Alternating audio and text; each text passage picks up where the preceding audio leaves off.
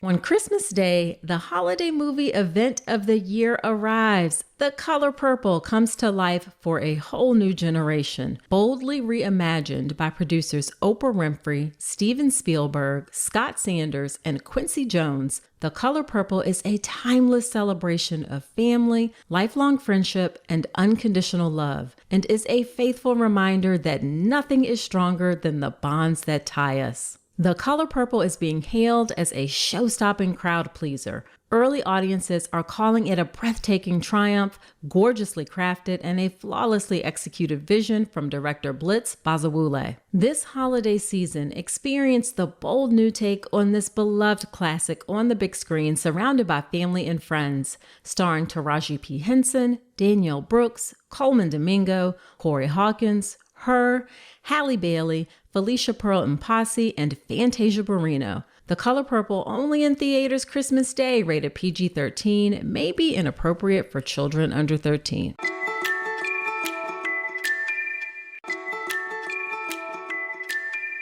Just because breastfeeding is natural doesn't mean it's easy, but you don't have to do it alone. That's where the Lactation Network comes in.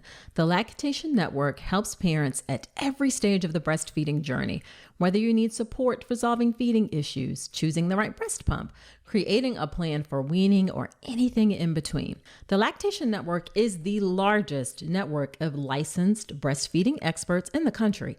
They provide in-home, in-office, and telehealth consultations in all 50 states with no out-of-pocket cost. Get the breastfeeding care you deserve with the Lactation Network. Visit tln.care to schedule your own insurance-covered lactation consultation today. You are going to learn some great parenting advice in this episode with Sharon Mazel.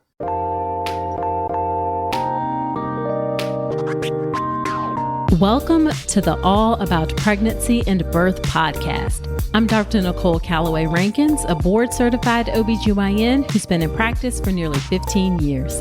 I've had the privilege of helping over 1,000 babies into this world, and I'm here to help you be calm, confident, and empowered to have a beautiful pregnancy and birth. Quick note, this podcast is for educational purposes only and is not a substitute for medical advice.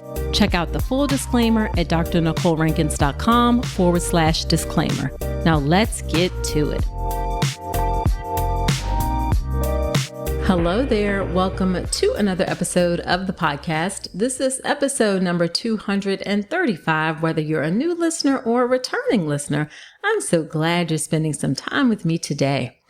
Sharon Mazel is an internationally recognized parenting and pregnancy expert, author, journalist, speaker, parenting coach, and mom of four with over 25 years experience in the field.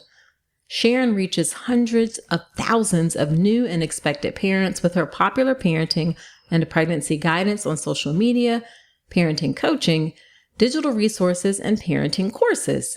Sharon's social media has been called one of the most educational IG accounts for new parents and one of the best Instagram accounts for new moms. In fact, she has over 270,000 followers on Instagram. Sharon is the author of Bite-Sized Parenting, Your Baby's First Year, and was previously with the What to Expect book series. Sharon's writing and guidance have also been widely published online and in numerous publications, including whattoexpect.com, everydayhealth.com, Parenting Magazine, Baby Talk Magazine, The Washington Post, and other publications as well. We have a really informative conversation about why modern parenting feels so overwhelming these days, what you can expect from your new baby in those first few weeks of life, things you can do to stimulate your baby's growing mind, some myths about parenthood, how not to lose yourself when you become a parent, so important, and much, much more. You are going to love this episode as always. Now, before I get into the episode, are you making a birth plan? If not, you should, but it's really important for you to make it the right way. because handing it to the doctor, the nurse at the hospital when you go into labor, that is not the right way. That doesn't actually help you know whether or not the doctor, the nurses, the hospital actually support what is in that birth plan. And if you wait to find out when you're in labor, that is too late. I teach you a step-by-step process of 7 or 8 easy questions you can ask in order to know whether or not your doctor and hospital actually support your wishes for your birth. And you know that well before you get to the hospital. When you know well before you get to the hospital, then you go into your birth just feeling much more at ease, much less stressed. And let me tell you, when you go into your birth stressed, that can actually slow down and even in severe cases, stop your labor. You don't want that. So go ahead and take my free class, Make a Birth Plan the Right Way. You'll get that step-by-step process. There's a workbook to help you, questions to ask. Really great class, really informative. You can find the class at drnicolerankins.com/birth plan. All right, let's get into the conversation with Sharon.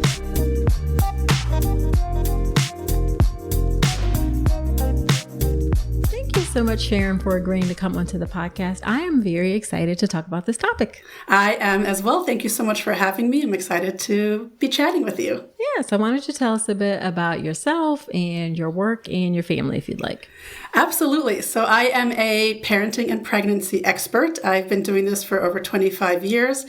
I'm a journalist actually by trade. So all the research and the writing that I've been doing all these years comes from my background. I have 4 children of my own. Mm-hmm. And so I have a lot of personal practice as well. But I'm really excited about my brand new book, Bite-Sized Parenting, which I know we'll talk a little bit about today, because it complements all the resources that I offer for parents, for new parents. I am very active on social media. Many of you have, perhaps seen my Instagram. I have newborn courses. I have e-guides, and also I'm a parenting coach. So I get to chat with parents every day. Okay, awesome. I love it. I love it. So how did you come to be in the space of pregnancy and parenting? So I used to work as a television producer and writer. I was doing nightly news. And when my first child was born, it was really difficult for me to be out of the house until 11 p.m. when the nightly news was over and then get home close to midnight. And so I left the world of television, much to my chagrin, because that is my true love. And I started writing, freelance writing for various topics. And one of them was about parenting and pregnancy. And it made sense because I was living it as well. Right. And by then I had a second child as well. Okay. And I was with the What to Expect book series and website for 21 years. And I moved on to my own parenting expertise and coaching, and the labor of love that I have been really working on for the last 2 years, I guess, is this book, Bite-Sized Parenting. And I call it a game changer in the parenting literature world because it's really focused on today's parents and what today's parents need and want, and in a way that is extremely digestible for them so that they can get the information that they are looking for in a very easily accessible way with the strategies that they need in a digestible way, because, who has time to pile through Dr. Google and blogs and social media. Right. And I'm excited about the format, which we can talk about. And this is something that really, really, I think, speaks to today's parents. Okay. Awesome. So speaking of today's parents, let's hop right into some topics about today's parents. One of the things that you mentioned when you wrote in was about modern parenting and how it feels very overwhelming for many parents. Why do you say that's the case? So I've seen a huge difference in what parenting looked like 25 years ago, let's say, when I first started in this field versus what it looks like today. And I would say there's probably 3 reasons for why today's parents and modern parenting feels so overwhelming. Mm-hmm. So the first is social media. Now, I think there's a lot of things positive about social media. I'm on my Instagram every day interacting with parents, moms and dads, parents to be. And it's a really incredible way to not feel alone, to have other people commiserate with what you're going through. But there's also some negatives to social media, which is the unrealistic portrayal of new parenthood. You have, not to call out anybody in particular, but sometimes you'll have influencers who've just had a baby and all of a sudden they look perfectly coiffed, or they have toddlers and there's not a toy in sight, and their house is really perfectly neat and everything. And we know that that's not really true. Sure. But the pressure for parents is they'll see this and they'll be like, I don't understand. How is it possible that my life isn't like that? Sure. What am I doing wrong? Right. Am I not good enough? Right. So social media, I think, really creates a sense of overwhelm for parents. And I think another issue is the culture of comparison. And this sort of plays hand in hand with social media. We're always comparing ourselves. And in the olden days, right, let's say 25 years ago, 50 years ago, who did you have to compare yourself with? You could compare yourself with your neighbor, your siblings, your somebody that you meet in the playground. But today, you're comparing yourself with millions of other parents out there. Right. And that could lead to, again, worry, concern. Am I doing this right? Do I know enough?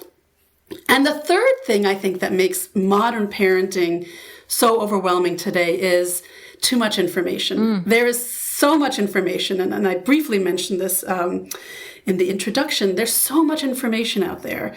You can find anything you want on Google. It's wonderful, but you got to spend a lot of time sifting through Dr. Google. Sure. And with all that information out there, how do we know what to trust? There's a lot of opinion. Is what's trustworthy? This person says to do this. That person says to do that. And as parents, we take it all in, or we tune it all out. Right. Because when there's too much information, it's as if there's no information at all. Right. And so it gets very... it erodes confidence in a way, because you just don't know where to turn to. And that's actually why I wrote Bite-Sized Parenting. I really wanted to help reduce the sense of overwhelm that parents feel when there's too much information. So I boiled it down to really the essential information that new parents need for their baby's first year. Sure. And I actually categorize it into the big three, the secondary two, and the relegated one. So the big three are things that parents are consumed with most of the time: eating, sleeping, and pooping, or diaper contents. Right. Those are the big three. Right. And so a lot of the topics in this book will cover that. The secondary two are the things that we're thinking of as parents when we're not mired in the big three. So things like playing and learning, milestones, baby care, that sort of thing. And then the relegated one is us as parents, our lives as parents. And a lot of parenting books don't talk about parents and the struggles that we go through, the challenges that we face. And so I focus on that as well. And the book is organized by a month. So every chapter is another month in the first year. And so every month covers these topics: the big three, the secondary two, and the relegated one. And this way it's a much more digestible organization for parents. And the format is also something that's very digestible. I actually call it like a choose your own adventure, because as a parent, I'm giving you the choice of how to consume the information. So each topic, and I'll show it because I know we're doing some video here. Right. Each topic has an infographic. It's illustrated. And it's when we have a little bit of time. Let's say our baby is crying and we need to have some suggestions, some strategies to implement right here, right now. So you can turn to the illustrated infographic overview and boom, boom, boom, you get your answer right away. And then maybe when the baby isn't crying or the baby is sleeping and you have a little more time, every section has what I call a closer look. And you can turn to those sections and read much more nuance, much more detail, the how and the why of the strategies. And so this way you get to choose not only how you consume the information in a way that feels right for you, but then once you're armed with the information, then you choose what to do with it, how to parent your child. And I really, really want to empower parents so that that sense of overwhelm that we just talked about doesn't get to be too much, so that parents can feel empowered, feel confident, and feel that they can choose what will work best for their baby. Gotcha. KiwiCo Panda Crate is a bi-monthly subscription for babies ages 0 to 24 months. They are perfect for brain-building play and fun. KiwiCo baby products are made with care. They are free of BPA, free of lead, and they use only non-toxic water-based paints and finishes. And y'all, these crates are so freaking adorable. The Bond With Me Panda Crate comes with a tummy time mirror that can be used in multiple different ways.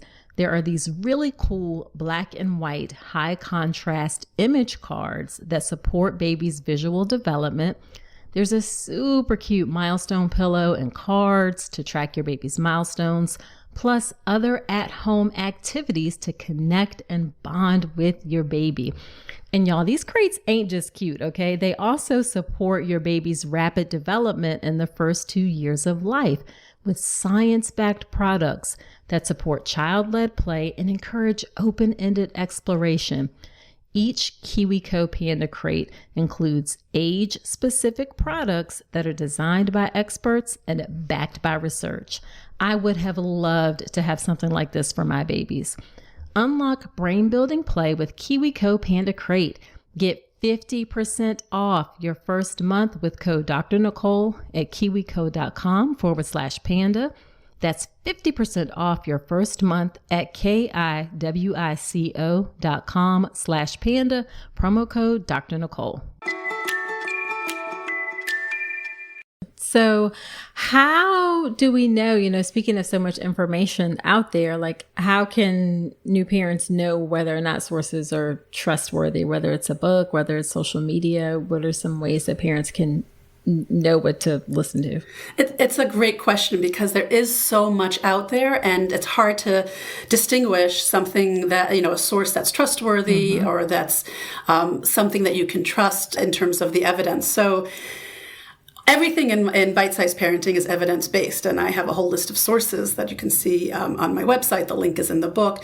So everything that I'm presenting, all the information is from the medical journals, from doctors, from professionals like physical therapists, from nutritionists, from psychologists. This is not an opinion book, and opinions are great, and I certainly have my opinions, but what I'm presenting is all the evidence. So I always like to say that when it comes to parenting, aside from things like health and safety, things like, when we're strapping our babies into the car seat, make sure that they're strapped in and that it's rear facing in the first year. That's for safety. Right. When we're putting our babies to sleep in the first year, let's make sure that we are putting them on their back in a crib without bumpers or blankets or pillows for safety.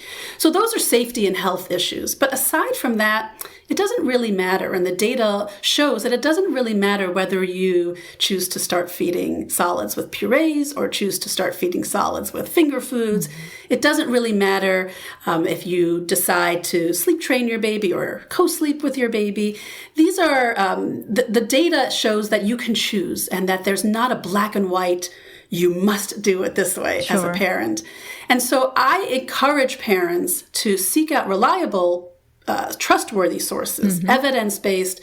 Again, I'm reading through every medical journal there is on pediatrics and OBGYN, and I'm going through all the data and the research. And because of my training as a journalist and a writer, I'm able to distill all that information, to take that medical jargon and create and turn it into a format that's really easy to understand for anyone who wants to not have to read through 45 journal articles to get to the bottom line. Sure. Gotcha.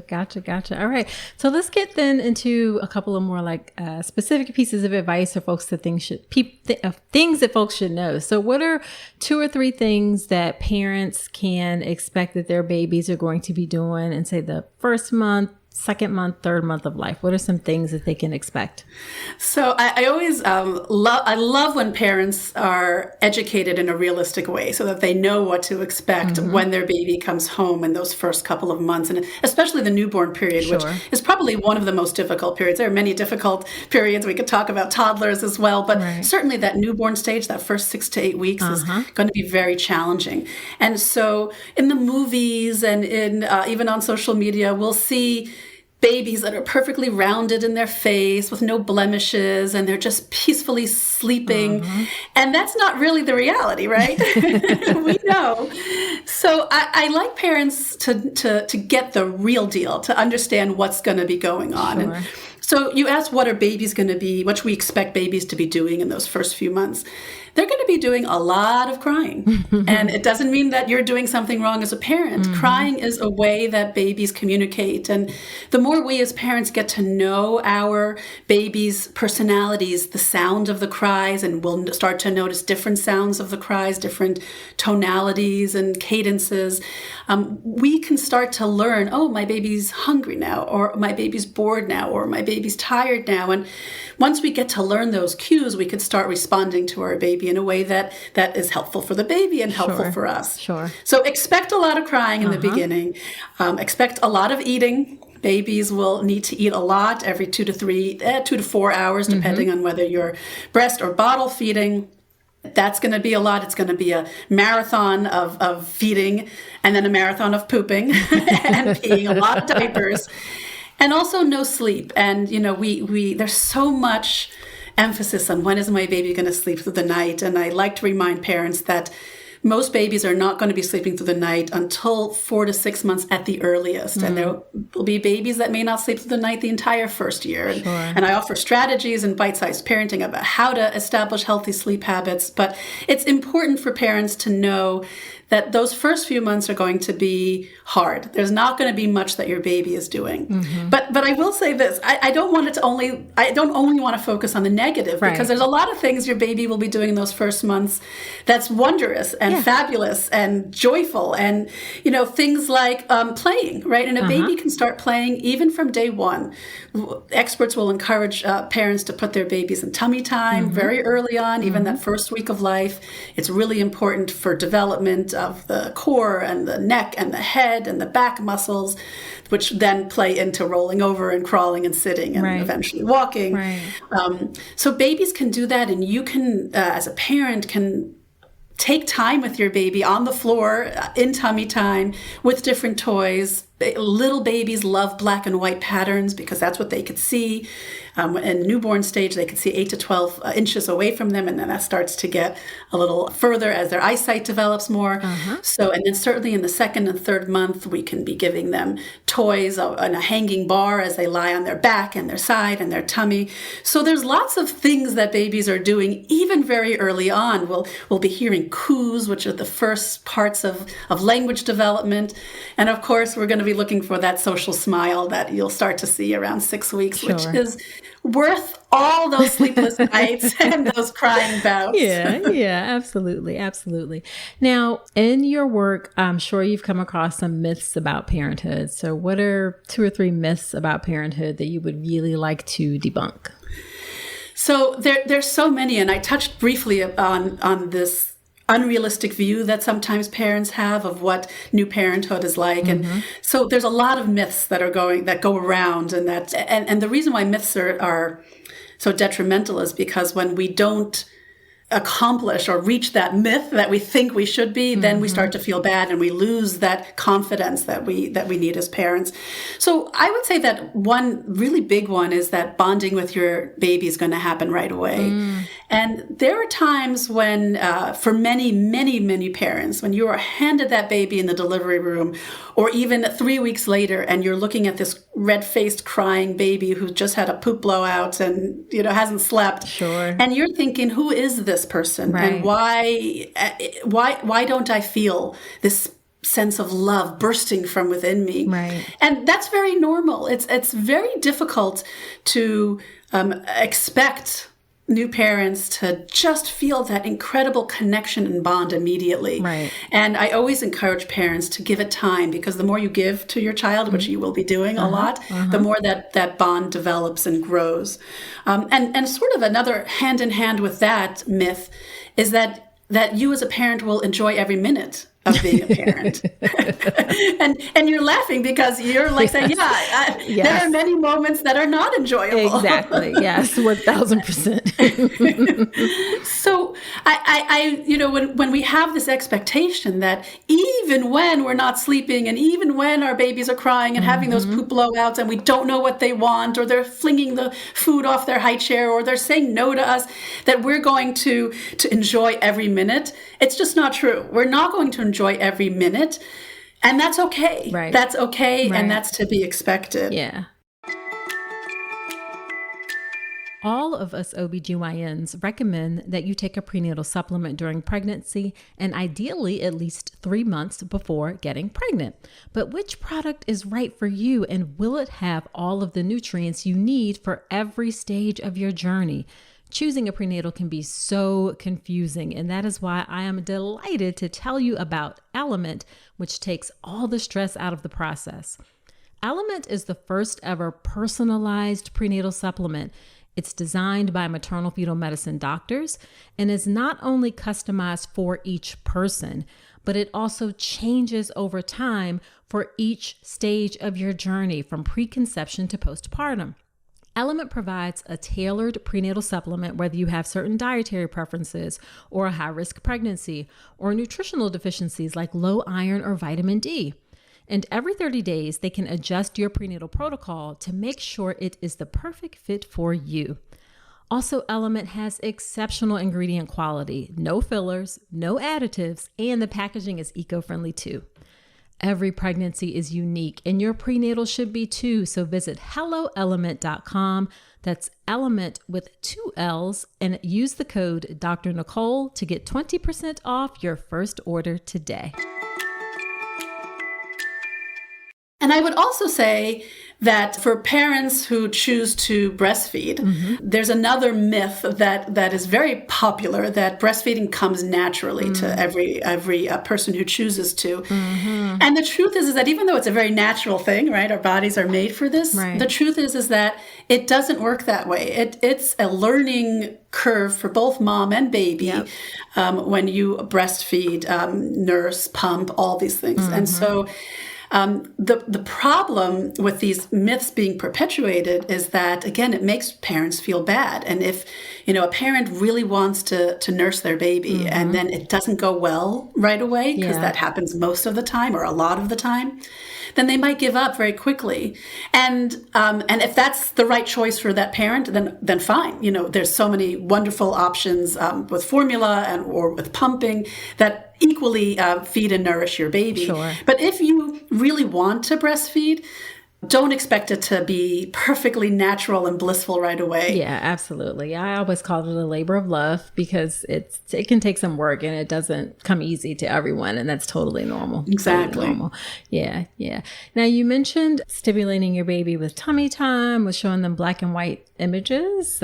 Are there other things that should be done to help stimulate your baby in those first few weeks and months of life? Yeah, we tend to think that our little babies in those first weeks and months, as you said, do nothing, right? Or are incapable of doing much because they just feel like blobs. But the truth is that there's a lot going on in their cute little heads. And we want to be encouraging playing and stimulating those brain cells very early and making those neural connections.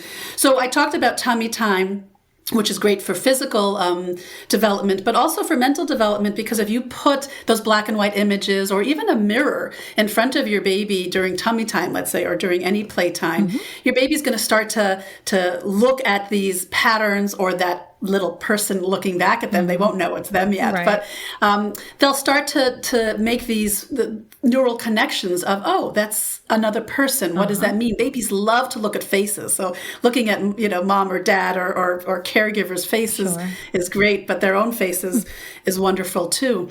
Singing to your baby, playing lullabies or any types of songs is great. Babies love music, and that rhythm is really, really good for them, even early on. Sure. I would say massage your baby, right? If it works for you. It's not a must-do, but massage is First of all, you could do it with your baby on their tummy, so it's like a 2-for-1. You get tummy time and massage in one. But massage is really great because it's great for you as a parent. You get to interact with your baby really with that sense of touch. But your baby also is feeling, and so it's not just about seeing or hearing, right? We saw with the patterns, let's say, we heard with the music, but feeling is another sense that we want our babies to develop. And so, especially in the early months before they're picking things up with their hands on their own, having that feel of your skin against their skin, that massage is another great brain development activity that you can do. And certainly as your baby gets older, you could start playing finger games and peekaboo, and there's so much, and you know, you'll marvel at how much your baby develops in such a short time. Gotcha. What about reading to your baby? Reading is amazing, and you can start in that first week as well. And you know, your baby won't understand that it's a book, won't understand the words, won't even understand that this is reading time. But there's so many reasons why reading early is great. First of all, it creates a habit and a pattern, and that's really amazing because it develops a lifelong love of reading from a very early stage. But when you're reading books, especially books that are created for little babies, there's rhyme and rhythm and cadence and repetitive words, and those stimulate your baby. And even if your baby doesn't understand the words, he or she will start to hear the rhythm and the up and down cadence of the words on those pages. And it's another way, other than just talking to your baby, which of course is also really important, but it's another way of helping to develop language skills, even from those first months. Okay, awesome. Love it. So you talked about how you talk some in the book about maintaining a connection to yourself as a new parent. So what are some strategies to not lose yourself in the midst of being a new parent? So it is hard to not lose yourself, because we spend, especially that first year, focus so much on our baby's needs, and we often forget about our own needs. This is why in every monthly chapter, I have a topic, a section specifically for parents. And I'll talk about some of these myths that we talked about, ways to feel more confident as a parent, how to ask for help. These are all things that we can do to find ourselves again, and to be able to give ourselves the grace to fail and make mistakes, and then pick ourselves back up and say, okay, I put the diaper on wrong. That's okay. Now I know that I have to tighten it a certain way to make sure that, you know, there's no leakage. These are things that help to bring confidence back to us as parents. And it's really important to be able to trust our guts, to feel empowered, to feel confident, so that then when we are taking care of our babies, we are also taking care of ourselves. So one of the things that one section is about asking for help. And I would say that that's probably one of the most important ways to get through that first year without becoming so overwhelmed and losing ourselves in it. And it's really hard for us as parents to ask for help. We you know, it feels like, wait a second, maybe I'm a failure if I have to ask somebody how to do something or to help me out here. We worry maybe someone's going to judge us, like, oh, she needs help, he needs help. Oh, you know, she's not a good parent. And again, we may feel like, well, we're not good enough if we can't do it by ourselves. But the truth is that parenting is one of the toughest jobs there is out there. Absolutely. And just like, you know, we would call a plumber if our toilet is leaking, or we would call an electrician if our lights are flickering, we can call upon people in our lives to help us when parenting gets challenging, which will happen because parenting is a challenging job. And so I think one of the biggest reasons why asking for help and not losing yourself in parenting is so important is to remember that parenting is a learning curve. Every day we are learning something new. Every day we are getting to be a more experienced parent. And if we can give ourselves that freedom without the pressure to do everything perfectly right on Monday, it's never going to be perfect, right? Where there's no such thing as a perfect parent. All we can do is take the information that we learn from trusted sources, gather that, choose what works best for us, feel good about the choices that we're making, and then parent our baby in the way that feels best to us, because then that will help remind us of ourselves, who we are as humans, not just as parents, and also give us that confidence to know, I'm pretty darn good at this. Yeah, there you go. Absolutely. Absolutely. So then as we wrap up, what would you say is like one of the most frustrating things about your work? I actually don't find many things frustrating about my work because I love what I do. I love talking to parents and educating parents because it is not only one of the hardest jobs, but also one of the most important jobs. Right. I think, I don't know that I would call it frustrating, but what I wish that parents would internalize a little more, and I work with parents to do this, is really to remember that they have the tools from within them, and maybe with a little bit of help from others, to really be the right parents for their children. We have this tendency in our culture to, again, reach for perfection. Right. And I mentioned this before. And there is no such thing as a perfect parent. Yeah. And so if we want to help our children and help ourselves as parents, let's take a step back, take a deep breath.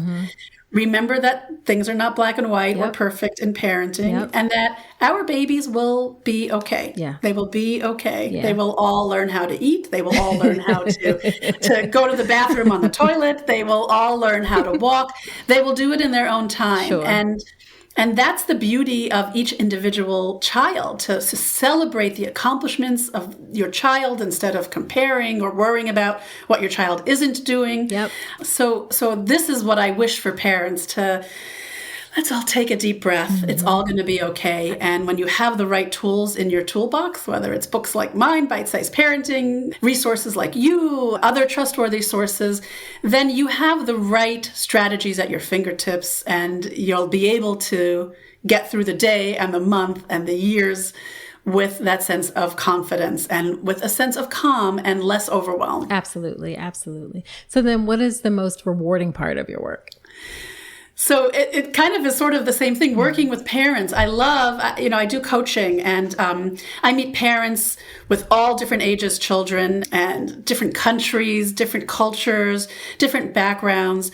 And what I see, even with all the individual struggles that parents have, what I see is that everybody is the same. We are all in this together, and we are all struggling in the same way. We are all experiencing joys in the same way. Yes, it's individual and unique to your particular personality and your child. Right. But we are a community, a village of parents who are doing their best every single day. Absolutely. And I love being able to help parents get to a place where they recognize that I'm doing amazing things for my child.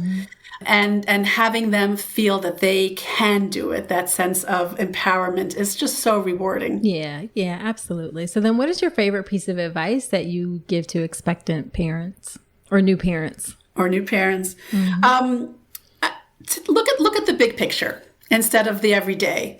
So yes, every day will have frustrating moments. I'll give an example from feeding. And this is something that parents in the first year are always so concerned about, right? We all are. Is my baby getting enough to eat? Right. And especially when our babies start eating solids around 6 months. And it's a learning curve, right? Babies have to learn how to bring food to the mouth, how to manipulate food in the mouth, how to chew, bite down, how to swallow, portion sizes. This is something that, these are skills that a baby has to learn. Right. But what happens is that when we get so mired in the everyday worry of, oh my gosh, my baby, is she eating enough? He just flung half his meal off the high chair. He only took 3 bites. She only, swallowed 4 pieces. Oh my gosh. So I like to remind parents, okay, let's take a step back, look at the bigger picture. Right. Instead of looking at just this meal, look at what happened the whole day. How much did your baby eat, not just at lunch, but also breakfast and dinner? Sure. And maybe even take another step back. Right. Instead of just looking at the Wednesday that you're worried about, look at the Monday through Sunday. Right. Look at the entire week and see how much your baby has eaten over the entire week. And so, right, because there are times when we as adults are not hungry and times when we're ravenous. And so even we will eat differently. Sure. So taking a step back and using that as the feeding example, where looking at the larger picture instead of getting so focused on the minutia is very healthy for parents to be able to look at the bigger picture. Okay, my child is crying right now. It is not the end of the world if I haven't figured out exactly what she needs. But I know that in a minute or 2 or 10 or even half an hour, that baby will stop crying and I'll get a smile. So take a step back. Okay, I love that. Love that. So where can people find you? So you can find me on my website, SharonMazel.com. You can find me on social media, Sharon Mazel. I make it easy. It's all my name. And also you can find me you can find my book, Bite-Sized Parenting, everywhere that books are sold, on Amazon, Barnes & Noble, anywhere online. And also on my website. And I answer all my DMs on Instagram. I chat with parents all day, all the time. So please find me. Awesome. I love it. Well, thank you so much, Sharon, for coming onto the podcast. This is such helpful, useful, easy to understand information. So I really appreciate you coming on. Absolutely. Thank you so much for having me. And I'm excited for parents to get their hands on bite-sized parenting.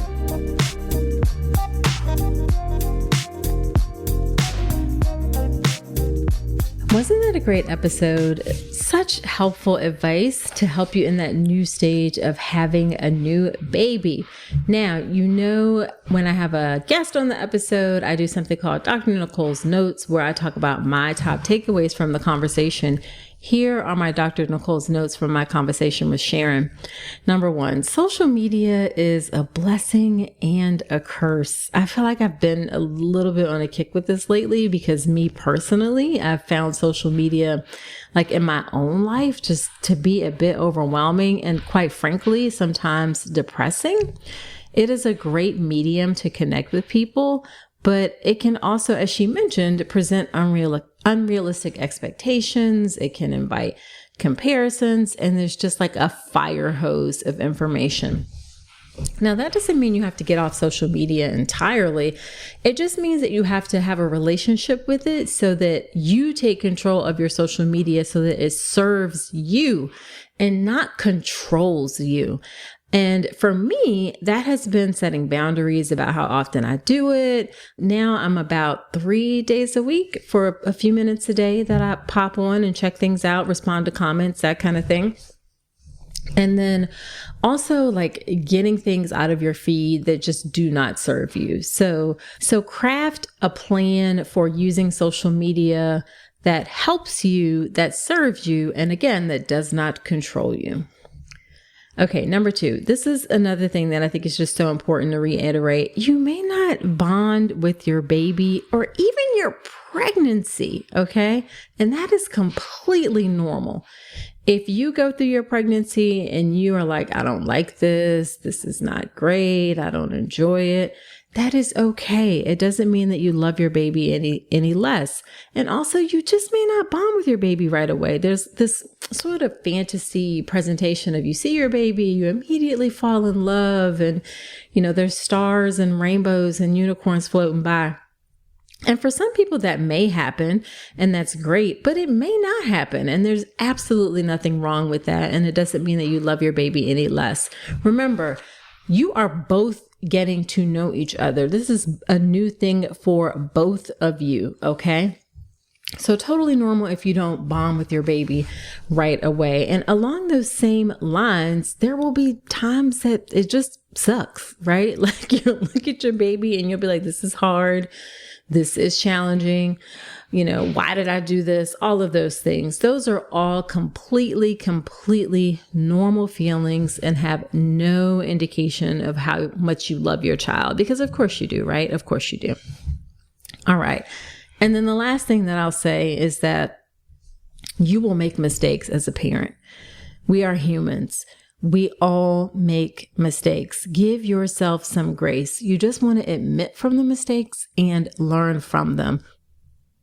It is very unlikely that you will make some sort of tragic mistake that's going to permanently damage your child or hurt your child or anything like that, but you'll make lots of little mistakes along the way. A couple that I remember that kind of stand out. One is my older daughter.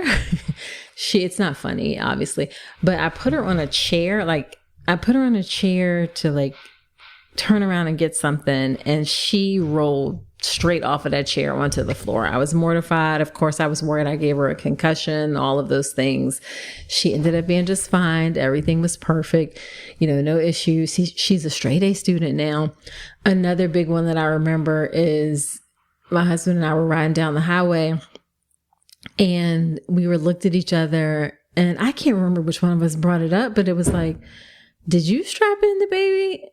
And it's like, did you strap in the baby? And we realized that neither one of us had strapped in the child. So she was just like riding in the car seat without being strapped in. So you will make mistakes. Give yourself some grace, learn from your mistakes, and just grow as a parent and commit to learning from it and doing better. Okay, so there you have it. Please share this podcast with a friend. I so appreciate you sharing. I'm on a mission to reach and serve as many pregnant folks as I can, and whatever help you can give me in doing that, I appreciate it. Also, subscribe to the podcast in Apple Podcast or wherever you're listening to me right now.